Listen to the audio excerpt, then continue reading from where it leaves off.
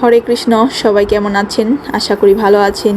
তো আজকে থেকে শুরু হয়ে গেল আমাদের দামোদর মাসের 7 দিনব্যাপী অন্নকূট মহোৎসব।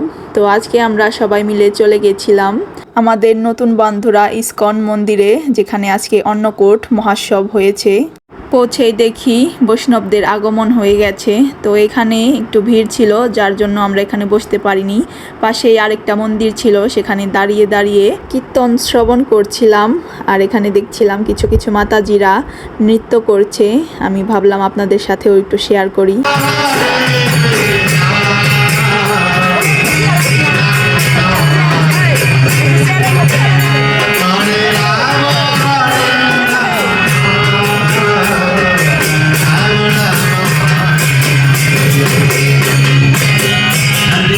এরপরে দর্শন পেলাম রাধা মাধবের।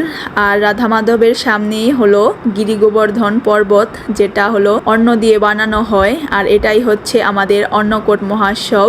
ভগবানের সামনে অনেক রকমের রান্না বাড়া করে ভগবানকে ভোগ দেওয়া হয়।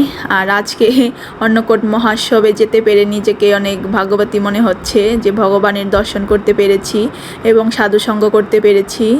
আর আমার যদি কোনো জায়গায় ভুল হয়ে থাকে, আপনারা আমাকে ক্ষমা করে দিবেন। এত বেশি আচার অনুষ্ঠান জানি না, কিভাবে কি করতে হয় আর কিভাবে কি বলতে হয়, আমাকে ক্ষমা করে দিবেন আপনারা। এরপরে বসে পড়লাম প্রসাদ পেতে। আর ভগবানের প্রসাদ বলতে একবারে অমৃত লাগে।